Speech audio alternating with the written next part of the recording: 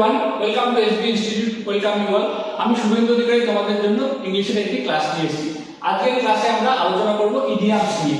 Idioms খুবই গুরুত্বপূর্ণ, কারণ ইডিয়ামস এবং হোমোনিমস আমরা প্রিভিয়াস ক্লাসে হোমোনিমস নিয়ে আলোচনা করেছিলাম। এই বিষয়গুলি কিন্তু ছোট ছোট বিষয়, কিন্তু এগুলি থেকে কিন্তু দুটো একটি নাম্বার পাওয়া খুবই সহজ। সব পরীক্ষাগুলোতে কিন্তু এই যে ইডিয়ামস হোমোনিমস এইগুলি কিন্তু থাকে। তাহলে চলো আজকে আলোচনা করব আমরা ইডিয়ামস নিয়ে, ঠিক আছে? আর ক্লাস শুরুর আগে আমি বলবো যে যারা আমাদের চ্যানেলে নতুন রয়েছে চ্যানেলকে সাবস্ক্রাইব করে দাও এবং পাশে থাকা বেল আইকনটিকে প্রেস করে রাখো, যাতে পরবর্তী যে কোনো এক্সাম ওরিয়েন্টেড কোনো আপডেট এবং পরবর্তী ক্লাসের যে আপডেটগুলি আসবে তার তোমরা প্রথমেই নোটিফিকেশন পেয়ে যাও। আর যারা আমাদের ইনস্টিটিউটের অফলাইন ব্যাচে ভর্তি হতে চাও তারা কিন্তু আমাদের যে অফিসিয়াল নাম্বারটি রয়েছে, এই যে দেখো স্ক্রিনে যে অফিসিয়াল নাম্বারটি রয়েছে 9332855315, এই নাম্বারে যোগাযোগ করে কল করে বা হোয়াটসঅ্যাপ করে তোমরা কিন্তু যাবতীয় ইনফরমেশন দিয়ে দিতে পারো। তাহলে চলো আজকে শুরু করব ইডিয়ামস। দেখো প্রথমে ইডিয়ামস কি আমি আগে বলা, ইডিয়ামসটা কি আগে আমার তোমাদেরকে বলা উচিত। ব্যাপারটা ইডিয়ামসটা হচ্ছে যে যদি আমরা বাংলা বলি সেটা হচ্ছে বাগধারা, তাই তো? বাগধারা কি আমি একদম বাংলায় বলে দিচ্ছি তোমাদের যাতে বুঝতে সুবিধা হয়, ঠিক আছে?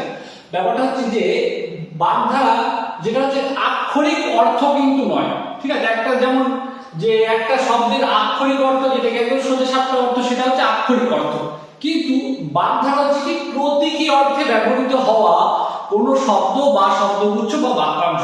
ক্লিয়ার? তাহলে কি বাগধারা হচ্ছে এমন একটা বিষয়, সেটা হচ্ছে যে কি প্রতীকী অর্থে ব্যবহৃত হওয়া কোনো বাক্য বা বাক্যের সমষ্টি বা হচ্ছে যে কি বাক্যাংশ, সেটা হচ্ছে যে বাগধারা।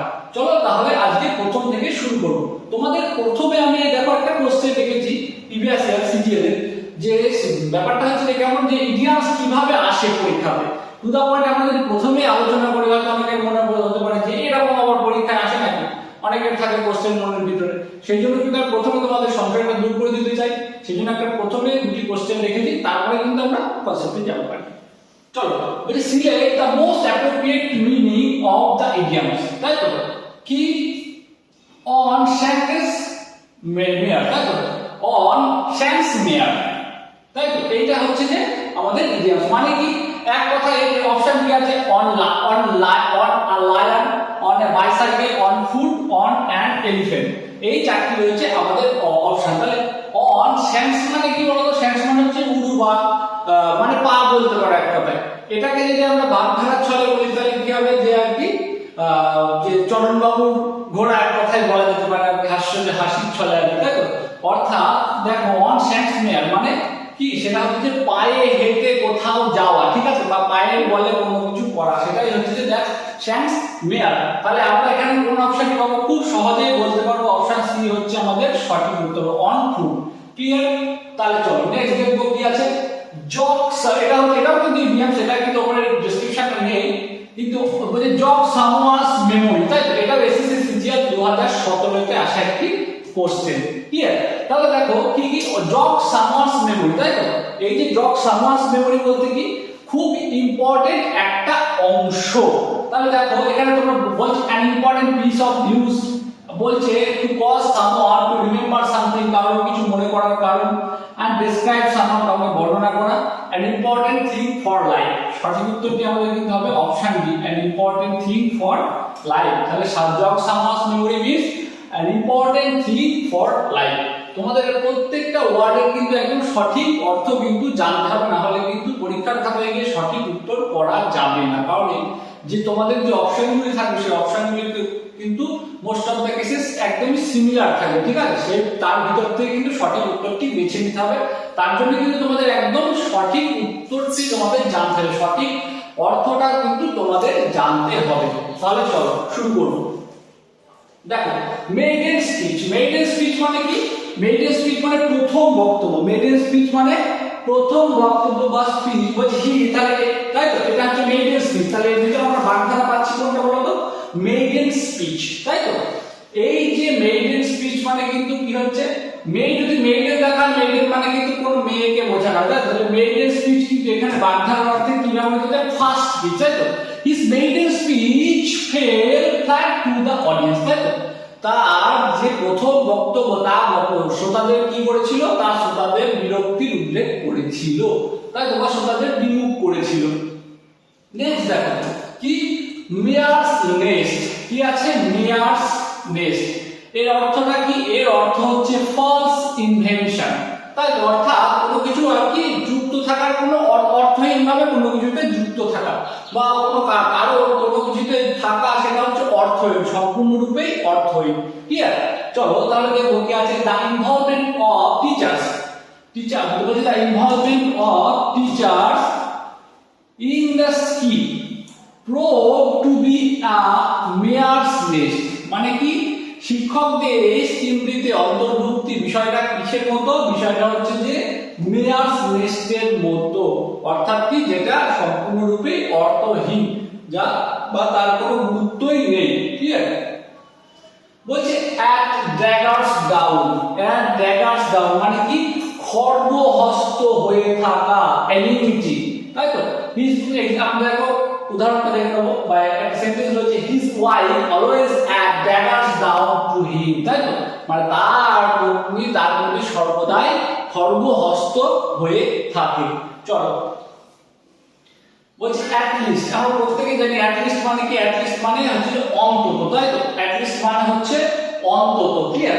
তাহলে at least read 2 hours a day for your lesson, মানে অন্তত তোমাকে কি করা উচিত? 2 ঘন্টা তোমার পড়া উচিত তোমার বিষয়ের জন্য, তাই তো। তারপরে বোজম ফ্রেন্ড, বোজম মানে কি? বোজম মানে আমরা প্রত্যেকে জানি বোজম মানে হচ্ছে হৃদয় বা হার্ট, তাই তো। বোজম ফ্রেন্ড মানে কি অন্তরঙ্গ বন্ধু, দ্যাট ইজ ইন্টিমেট পারসন, বা এটা ফ্রেন্ডও লিখতে পারো। I have no bosom friend মানে অর্থাৎ আমার কোনো কি অন্তরঙ্গ বন্ধু নেই। ঠিক আছে?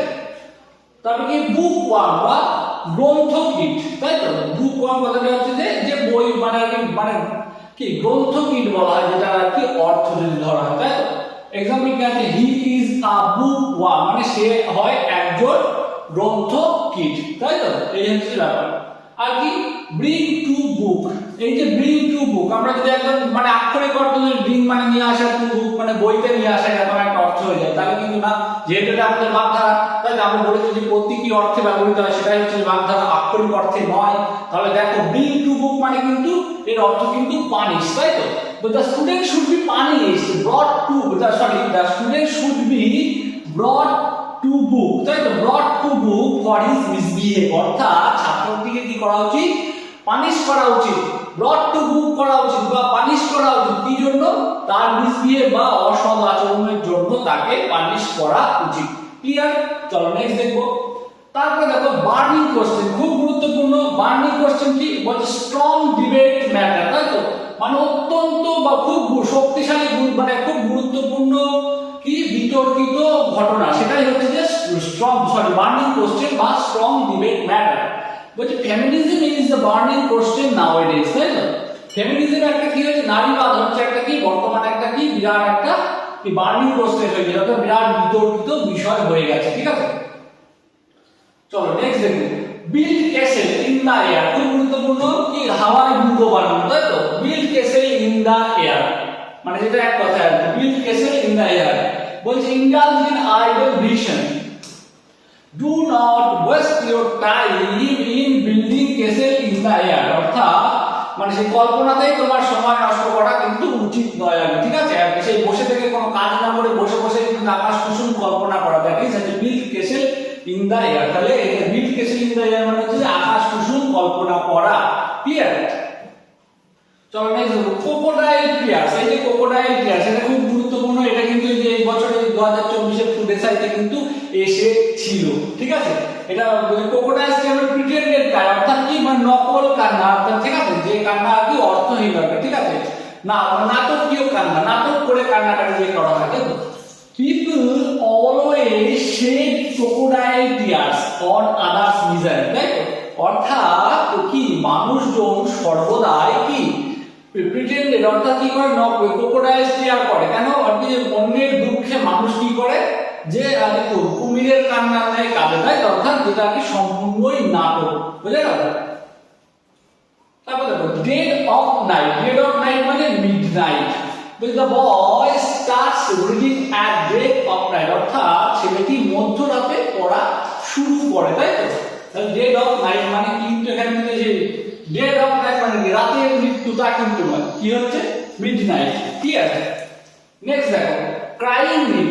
ক্রাইং নিড মানে কি আর্জেন্ট নিড। দেখো বাচ্চারা যেমন কি ক্রাইং নিড মানে তো তাদের খিদে পেলেই তারা কান্নাকাটি করে, তাই তো তাদের কিন্তু তখনই কিন্তু তাদের খাবার প্রয়োজন হয়, তাই তো সেটাই হচ্ছে যে ক্রাইং নিড। বুঝলে তো? তাহলে ক্রাইং নিড মানে কি বলছে আর্জেন্ট নিড। তাহলে mass education is crying need of India, তাই তো ইন্ডিয়ার জন্য কিন্তু মাস এডুকেশন একটি ক্রাইং নিড বা আর্জেন্ট নিড। চলো নেক্সট দেখো cats and dog. What is cats and dog? Cats and dog আমরা ছোটবেলা থেকে পড়ে আসছি কি মুষলধারে বৃষ্টি, হেভি রেন। বলছে it was raining cats and dogs, মানে কি হচ্ছে বাইরে কি মুষলধারে বৃষ্টি হচ্ছে, তাই তো। চলো নেক্সট দেখো ডেড ল্যাঙ্গুয়েজ, তাই তো ডেড ল্যাঙ্গুয়েজ মানে কি নিষ্প্রাণ ভাষা, যেটা এক কথায় মানে আর কি ডেড ল্যাঙ্গুয়েজ মানে মৃত আর কি, যে ব্যাপারটা হচ্ছে মৃত ভাষা যদি আমরা আক্ষরিক অর্থ দিই, কিন্তু তা তো নয়। কি বলছে দো সংস্কৃত ইজ অ্যান রিচ ল্যাঙ্গুয়েজ, যদিও সংস্কৃত একটি কি খুবই সমৃদ্ধ ভাষা, বা নাও ইট বিকামস ডেড ল্যাঙ্গুয়েজ মানে কি হচ্ছে এর কি অর্থ হারিয়ে যাচ্ছে, তাই তো। তারপরে দেখো কাট আ সরি ফিগার মানে কি bad result. Cut a sorry figure that means bad result. Each student cut a sorry figure in class test, অর্থাৎ প্রত্যেক ছাত্রই কি শ্রেণীকক্ষে যে টেস্ট দেওয়া হয় সেই টেস্টে কিন্তু প্রত্যেকেই কি করেছে কাট আ সরি ফিগার, অর্থাৎ একটা বাজে রেজাল্ট করেছে প্রত্যেকেই। তারপরে চলো বলছে ডেড এগেইনস্ট। ডেড এগেইনস্ট মানে কি বিটারলি এগেইনস্ট, অর্থাৎ কি তীব্রভাবে বিরোধী, তাই তো। She was dead against about the proposal, সে এই প্রপোজালের কি ছিল তীব্র বিরোধী ছিল, তাই তো that is dead against. Next দেখো by and by, not bye bye.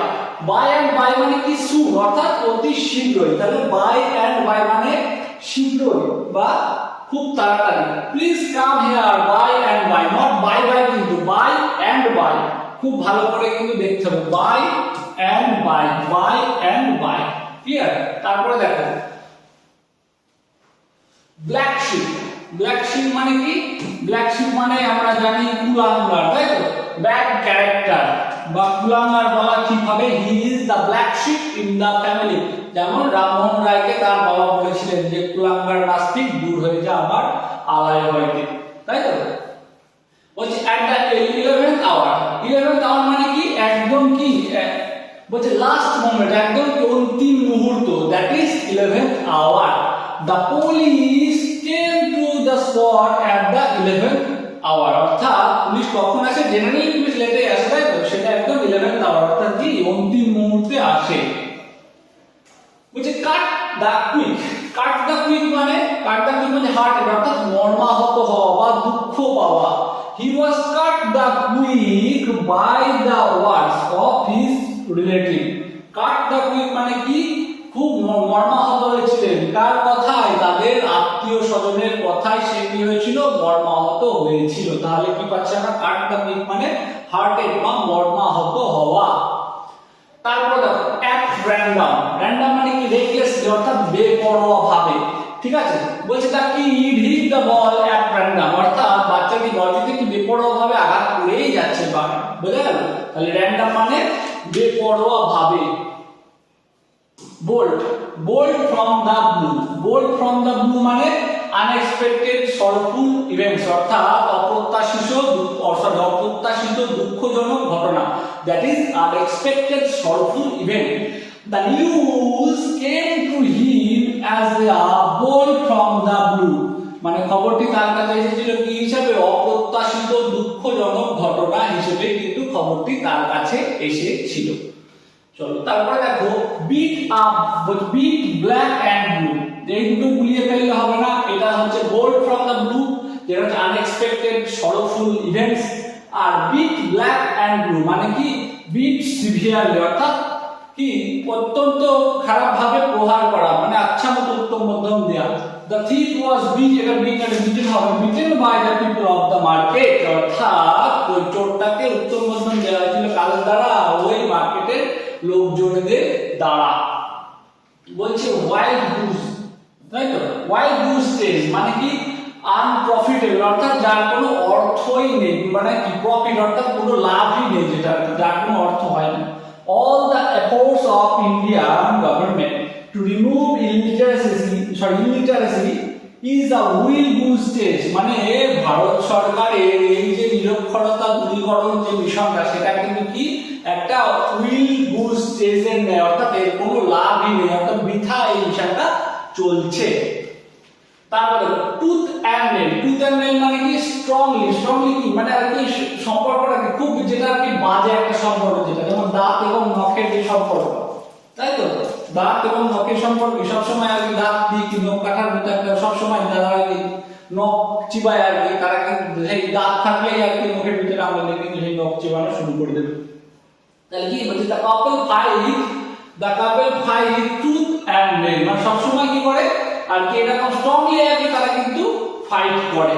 Hugh and cry means noise, অর্থাৎ কোন রকম শব্দ সৃষ্টি করা। What is hue and cry? Don't make hue and cry, যে অতিরিক্ত শব্দ সৃষ্টি করো না ইন দা ক্লাসরুম, অর্থাৎ ক্লাসরুমের ভিতরে কি করো না, অতিরিক্ত শব্দ করো না। ব্রিং টু লাইট মানে কি, ব্রিং টু লাইট মানে হচ্ছে যে প্রকাশিত করা বা প্রকাশ পাওয়া, তাই না, প্রকাশ করা আর কি বলছে ওপেন বা এখানে প্রকাশ করা, তাই কিন্তু বেস্ট হবে। বলছে at last all the fact was brought to you light, অর্থাৎ অবশেষে সমস্ত ঘটনা, ফ্যাক্ট মানে কি ঘটনা, কি হলো ব্রিং টু লাইট অর্থাৎ কি লাইটের অর্থাৎ প্রকাশ পেল আর কি, বুঝা গেল, অর্থাৎ প্রকাশিত হলো। বলছে at 6 and 7, তাই তো বলছে at 6 and 7 মানে কি এটা স্ক্যাটার অর্থাৎ সেই ছড়িয়ে ছিটিয়ে থাকা একটা ব্যাপার। all the books are 6s and 7s in the library, তাই তো অর্থাৎ লাইব্রেরিতে বইগুলি কি হয়েছে একদম সম্পূর্ণরূপে ছড়িয়ে ছিটিয়ে রয়েছে। তারপরে দেখো বেড অফ রোজেস মানে অত্যন্ত আরামদায়ক একটা পরিবেশ, তাই তো তাহলে কি দেখো life is not a bed of roses now, অর্থাৎ এখন জীবন বর্তমানে কি আরামদায়ক নয় বা আরামদায়ক নেই জীবন এখন। তারপরে দেখো at arm's length মানে কি যদি মনে হতে পারে হাতের দূরত্বে, তা নয় কিন্তু কি দূরত্বে বা দূরে। try to keep the violence at arm's length, অর্থাৎ ভায়োলেন্স বা কি আর কি অশান্তিটাকে সবসময় কি করা উচিত, দূরে রাখা উচিত, তাই তো। all but মানে কি নিয়ারলি, all but মানে নিয়ারলি বা প্রায়, তাই তো all but means নিয়ারলি বা প্রায়, তাই তো প্রায়শই আর প্রায় এই দুটো কিন্তু আমাদের ঠিক করে জানতে হবে। প্রায়শই আর প্রায় মানে all but that means প্রায়। the poor villagers all about ruin in society, তাই তো কি হচ্ছে যে গ্রামবাসীরা অর্থাৎ দরিদ্র গ্রামবাসীরা সর্বদাই কি হচ্ছে রুইন বাই দ্য সোসাইটি, অর্থাৎ পদদলিত হচ্ছে সমাজে, তাই তো বুঝা গেল।